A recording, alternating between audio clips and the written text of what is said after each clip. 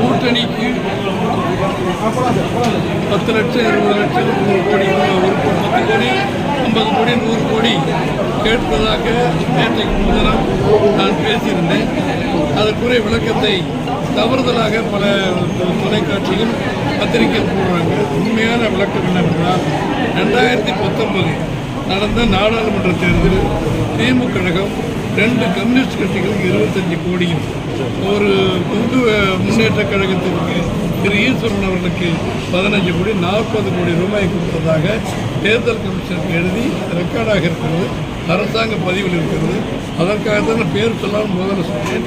ஆனால் அதை திருத்தி தவறுதலாக போட்டுக்கொண்டாலும் விளக்கம் சொல்வது தான் இப்போ பேசுனா அதுதான் உண்மையான 2026 தேர்தல் அதிமுகவுக்கு வாழ்வா சாவாங்கிறது பற்றி பாரதிய ஜனதா தனித்து போட்டியிடாமல் அதிமுகவோட போட்டியிட தான் விரும்புது அப்படின்னு சொல்லி திருமாவளவன் சொல்லியிருக்காரு.